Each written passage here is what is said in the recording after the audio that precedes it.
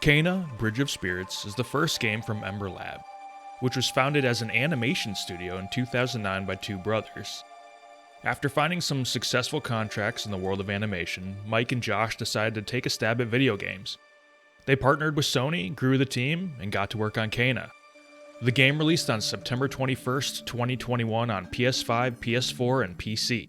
Kena, Bridge of Spirits is a third-person action-adventure game. You might even call it a Zelda-like, although some people are even referring to the game on higher difficulty settings as a Souls-like. You play as Kena, a spirit guide who is charged with assisting people who have passed away with their transition into the spirit world. Over the course of the game, you gain an increasing number of little buddies called rats, who can help you with puzzles, combat, and traversal, and you can almost think of them as Pikmin-like or similar to the minions in Overlord. In addition to the rats, Kena has a staff, which can be used for melee and ranged combat, as well as magical pulsating shields for defense. A few select upgrades throughout the game will help you improve Kena's abilities. Kena can improve her pool of health by finding various meditation spots hidden throughout the world. Alright, now that we've got the basics down, let's get into the details. People often talk about how Ratchet & Clank is like playing a Pixar movie, but Kena, Bridge of Spirits is the true embodiment of that sentiment. And fittingly so, coming from an animation studio. While Ratchet & Clank is certainly a higher budget product overall, Kena emulates a modern animated film more so than any other game I've ever seen. The art is beautiful in general, and the Eastern settings aesthetic is really well done. It's been described as a mixture between styles of Japan and Bali. Although it's not the most graphically intensive game, and you'd find more detail in AAA games with a similar animated style, the use of lighting in Kena often helps to make the game really shine. Expanding on the art, visual characterization is really well done. Character looks are incredibly memorable, like you'd find with any good Pixar or DreamWorks film, and most of the characters are quite charming. The rats are some of the cutest creatures I've ever seen in a video game, with their massive eyes and big bellies. It's a lot. Playing Kena is like revisiting the charismatic and colorful action-adventure games of the GameCube and PS2 era. For me personally, there's a lot of nostalgia involved here, but it also feels like a time when games were just games. Sure, there was some story and it helped to flesh out the world, but the spotlight was on the gameplay and the characters above all else. But there's also more to the formula. The music in this game, composed by Jason Gallaty in collaboration with a Balinese ensemble group, is tremendous. It's cinema-level quality, and although the music loops in some areas of the game, it never becomes annoying like it does in some of those older games of a similar nature. Let's listen for a moment.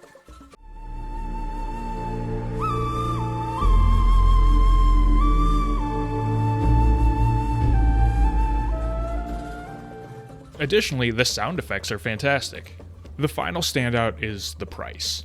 $40 was the right price point for this game, and the price is more than fair. While the game is pretty and the characters are charming, the actual story itself is quite forgettable.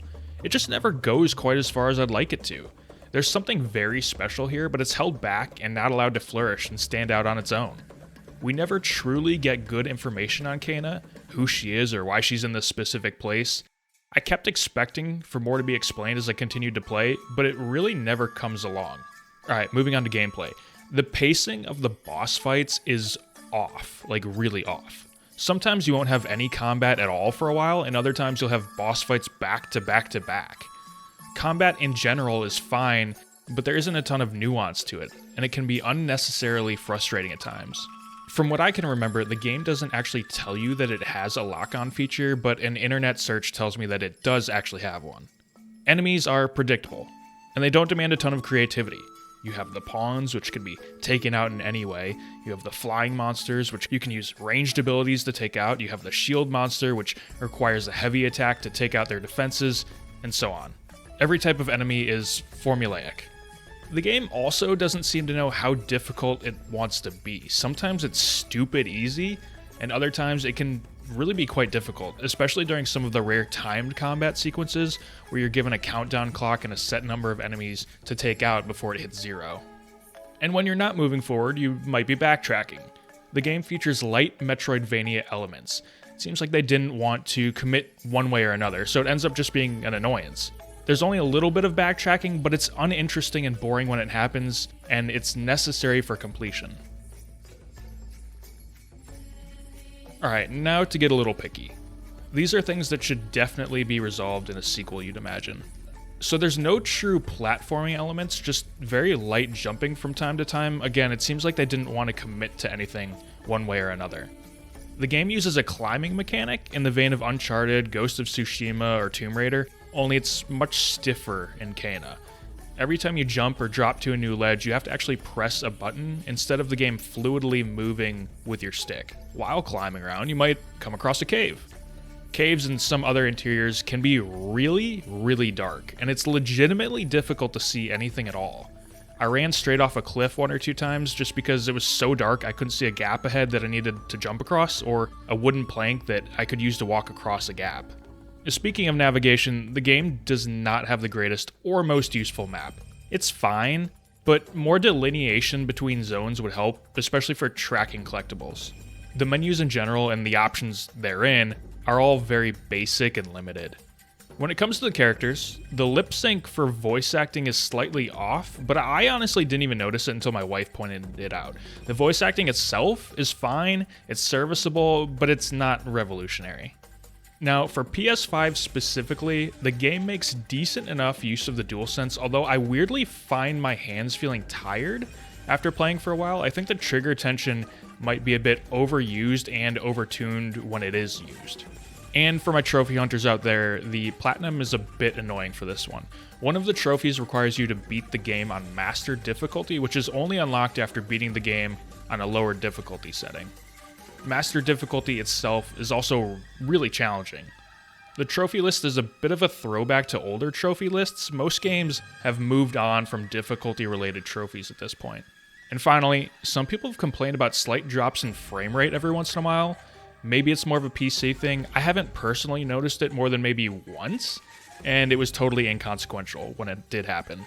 Alright, so we've come to the part of the review where I give my recommendation for this game, or not. Now, a lot of people were worried that this game would be a massive failure. The review embargo lifted the day of release, and much of the marketing, especially on Sony's side of things, came to a screeching halt over the last few weeks. However, I'm happy to report that Kena Bridge of Spirits is a brilliant and charming entry in this new era of AA games. While there are a number of flaws and the game certainly isn't perfect, this is an impressive first attempt from Ember Lab, and the prospect of a refined, higher budget sequel from a now more experienced team is incredibly exciting. If you like old school action-adventure games with colorful environments and a cute cast of characters like myself, this game is absolutely for you.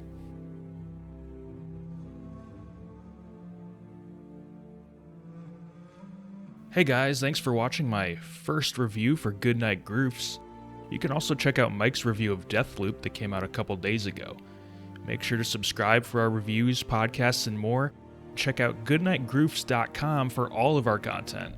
Shout out to our patrons, The Value.